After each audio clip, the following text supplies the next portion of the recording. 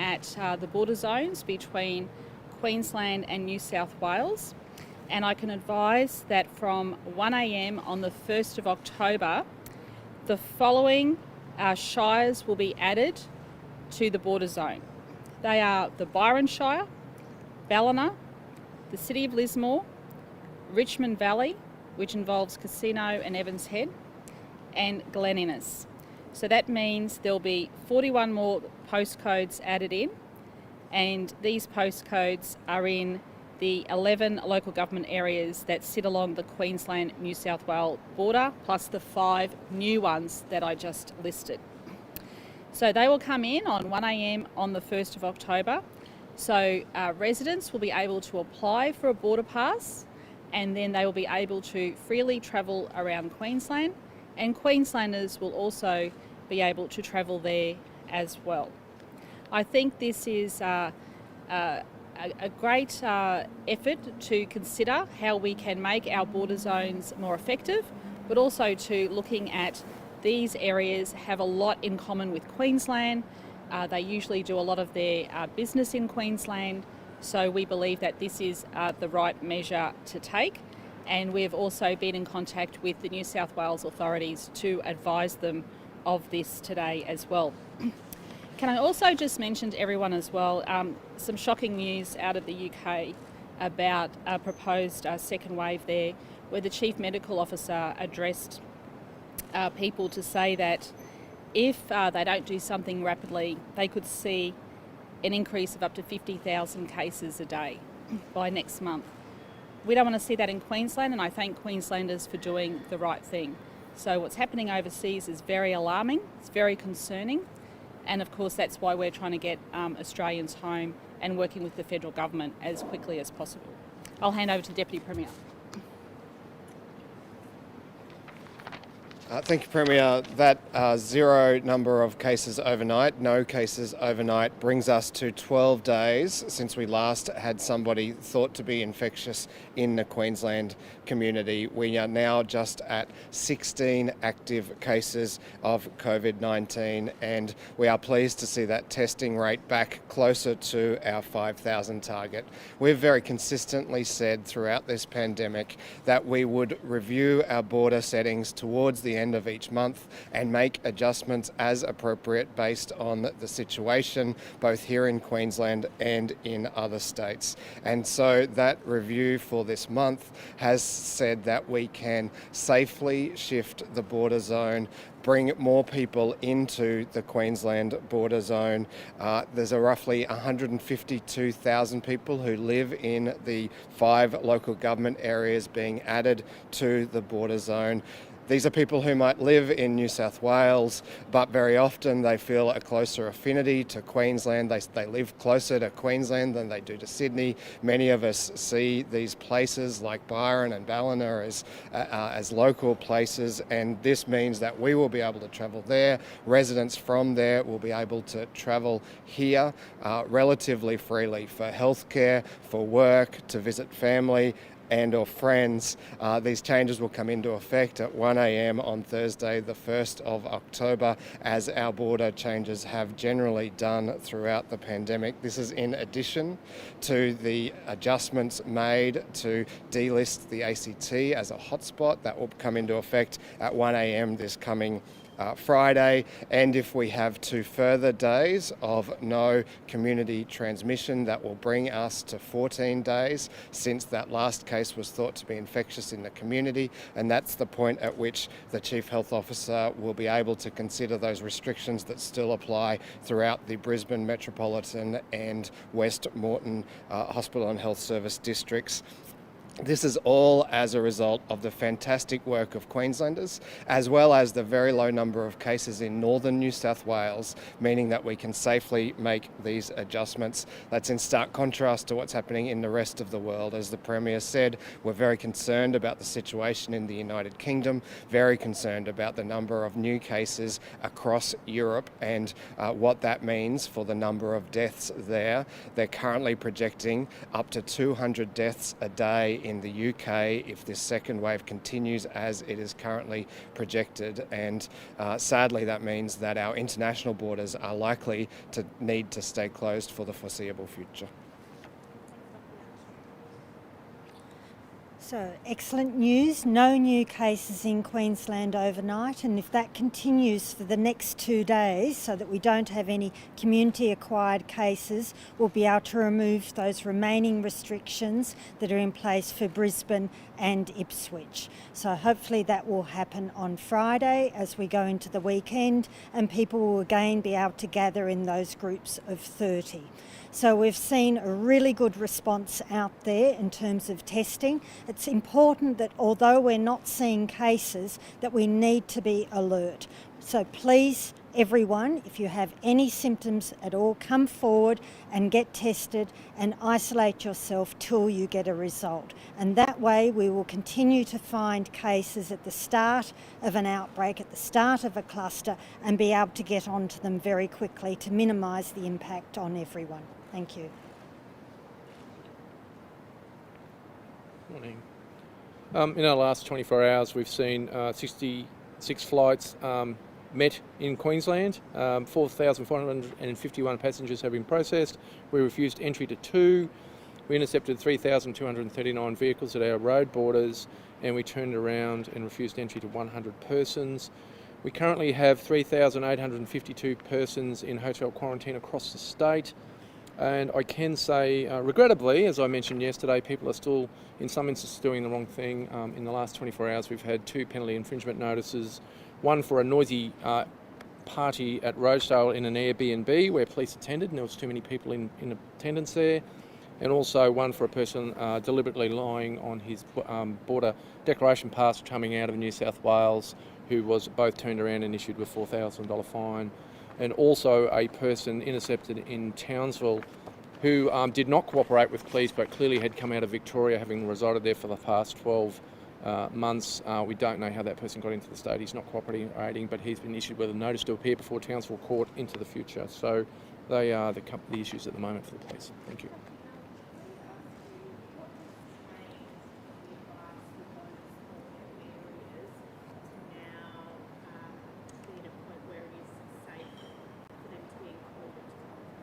So we've not seen any cases along those border areas for quite some time, and we've also not seen cases north of Sydney for quite a while, so it is safe to open up those areas. We know that people who live along that border actually have a lot more to do with Queensland than they do with New South Wales, and we know the difficulties it's caused those communities. So seeing that it's now safe to do that, we are releasing those restrictions to extend that border just a bit further south. The other thing is that we're all gaining more experience around the country with looking at sewerage, and that's been a very, very useful strategy. We're doing it more and more here in Queensland. New South Wales has been doing it, and that gives us a heads up, because we can't test everyone in the community, but we can test the sewerage, which then gives us an idea of what's going on in that community. And it tells us that there is virus or there isn't virus. It doesn't tell us how much, so it's not useful where you know you've got cases, but where you believe you don't have any cases, it then gives you that information. So we're just using the technology that's at our disposal. Now we're 8 months in, so we're learning a lot more about this virus. We're learning how we can manage it, and we're learning how we can live with it. You would have seen that our response to this second cluster here in Queensland was very different to the response to that first cluster, because we had all of those COVID-safe plans, and I think they've worked exceptionally well, far better than I thought they would. They really have meant that we could continue our lives in Queensland much as we would normally. Remember the first time we all got locked in our homes, except for those 4 reasons we couldn't leave? We didn't need to do that this time, because we've worked out more about the virus, and Queenslanders have worked out how to live safely with it. And I think that's been proven in this latest cluster. So we've seen 55 cases from that latest cluster, those various parts of that cluster, and now we've not seen a case infectious in the community since the 10th of September, which is really good.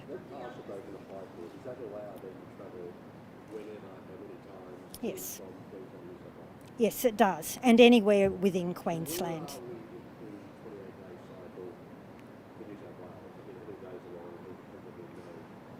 Right, so they haven't had any community transmission cases since the 8th of September. We're still looking at this most recent case with the taxi driver just to see what happens there. So we know from New South Wales where he acquired it, but we just need to find out whether he, while he was in the community, spread. Yes. Do you think we're getting closer to a stage where large parts of New South Wales and Sydney remains a hotspot? We just have to wait and see. So those decisions are made at the end of each month about what's happening. We're not 28 days free yet, so we'll have to just wait for that 28 days. Day mark is actually the day we're going to the caretaking convention, I think, on October 6th. Explain what would happen there. Would you open the borders, or Deb and the Premier do it together? Or? So at this point in time, as you heard from the Deputy Premier in Queensland, we review the borders at the end of every month. No decision, so it'll be a decision on September 30, and that'll see us through to the next term. Yes.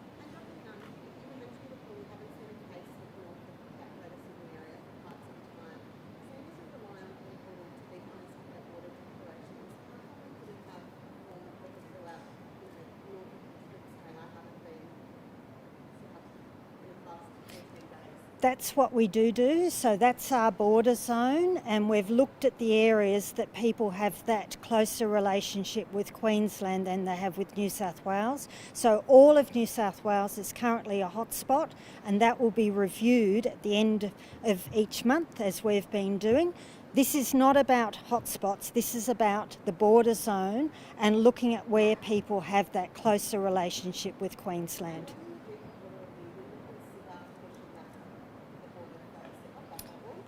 That's a decision made at the end of each month. So we've made that decision for the end of this month, and then we'll make those decisions in future months. No, our decision has always been that we need to see 28 days without any community acquired cases. That is the safest process to follow. So just to be clear, Dr. so we've had this decision today for this month. Are you saying that there would be no other change in your advice for this month? Like that there needs to be a decision in October for the rest of New South Wales? Is that what That is usually what happens, remembering that things can change, of course. Nothing with this virus is ever locked in absolute stone because we're still learning things. But yes, that is our current process. At the end of each month, the border situation is reviewed. the reason I'm asking that is I think people will probably be expecting at the end of this month, which is still a few days ago, there might be another decision. You're saying that that's probably not the situation. Probably not. Okay. And there is a case in the news today as well of a guy from Toowoomba who had brain surgery interstate. Dr. Charlie Teo recommended he have rehabilitation at home. That request was knocked back by the exemptions department. Can you give an understanding of why someone like that wouldn't be allowed to do that quarantine period at home? Yeah. So we now have a Medi Hotel, which essentially is a hospital in a hotel. So any cases like that are being quarantined in that Medi Hotel, where they will receive a lot more care than they would if they were at home. So it would actually be better care for him. Sorry? Ridges at South Bank. And can you just explain how you define community transmission? Yeah. What do you define community? So community transmission when it's unlinked. So you don't know the source of that transmission. That's always been the definition for that 28 days. There's another sensitive case. A family from Newcastle was trying to plan a funeral for grandparents who died in a car crash in town. Are you aware of that one?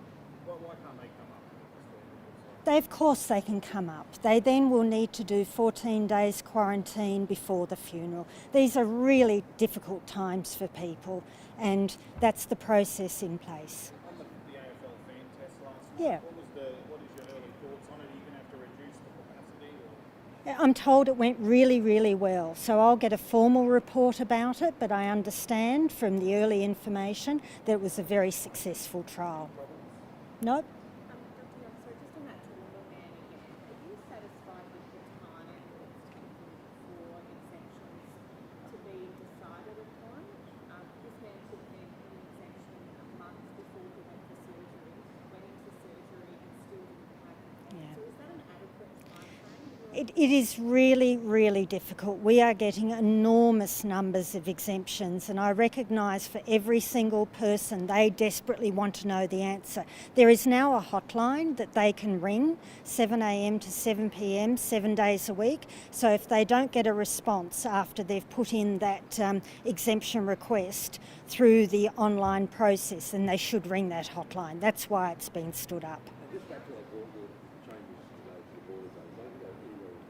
That's correct. Yep. They can go anywhere, yes.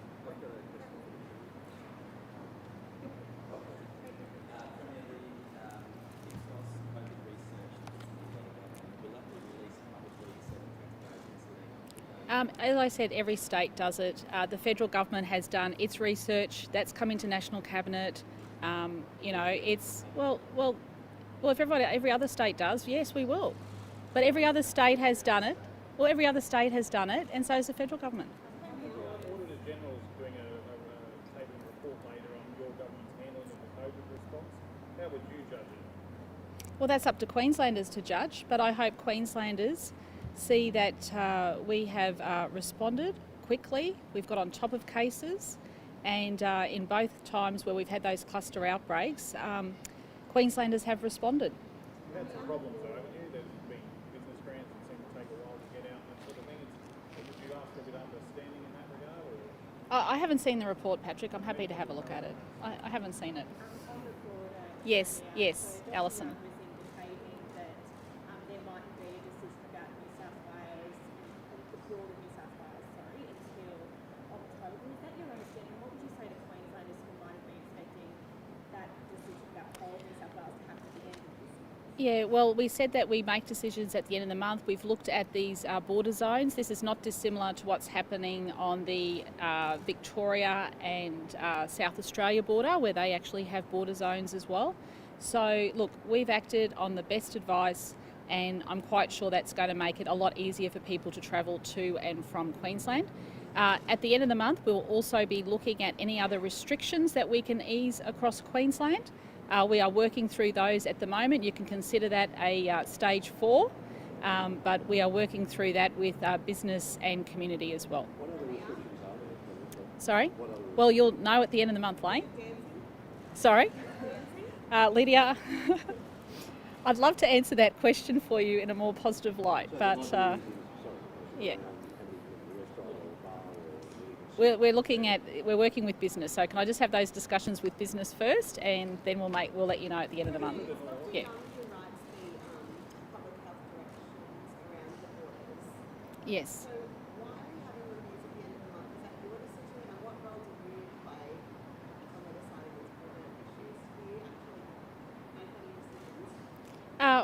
Well, what happens is we sit down and we discuss it at the end of the month in terms of the advice that Dr. Young presents to government.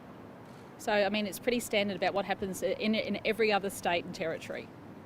Considering this Katter Party proposal to reduce water charges for the sugar industry, I think it came up last week at home. Yes, they came to meet with us, and we're looking we're looking into it. There might not be hugely where it was not big Yeah. yesterday. Quietly, the opposition announced that it would be defunding the environmental defenders office. What do you think about that? Well, that sounds like the beginning of cuts. This is exactly how the LNP started when they got elected. There were huge cuts to organisations, and I think you can remember, if Queenslanders can remember going back to that time, nearly every single day we were dealing with cuts to organisations, breast screen, community organisations, neighbourhood centres. This just sounds like the beginning of what the LNP do. mean, the death in the watch house late last week. Yeah. Sparked a lot of anger, and I suspect that this was more given the standing ground. Yeah. Would you be calling this for calm? Yes, I do ask Queenslanders for calm during this, and I've just had a briefing from the Commissioner of Police because I want them to be fully aware of the processes that now take place. So, first of all, our condolences to the family of Auntie Sherry, and then what now happens is there is a coronial investigation, and then there is a full investigation, which is a review done by Ethical Standards, which has CCC oversight. The Commissioner has assured me that she is taking swift action in relation to this matter, and both of those will run in tandem together. So that's the coronial investigation and the full Ethical Standards review with CCC oversight of that full detailed investigation. The Northern Territory government's on the new scheme where if you spend $1,000 on tourism around the territory, they'll give you $700 back. Are we going to see that kind of thing? I think what we're seeing in Queensland is Queenslanders are getting out there and supporting Queenslanders in business, in tourism. We've got the school holidays at the moment.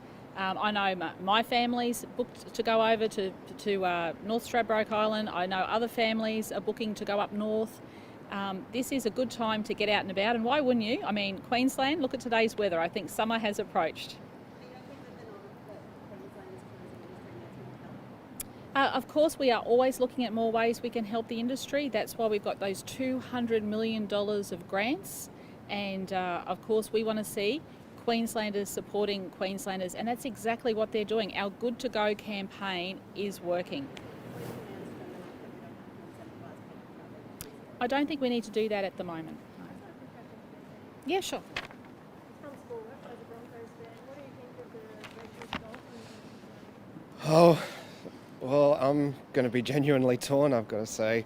I'd love to see a new NRL team at Redcliffe that's just up the road from my house at Mango Hill. I don't know what I'll do with my 15-year season membership at the Broncos. Maybe if they can put together a better performance next year, I'll be able to stick with them and make Redcliffe my second team. But certainly I'd love to see a team playing out of Redcliffe. The Dolphins are a fantastic outfit.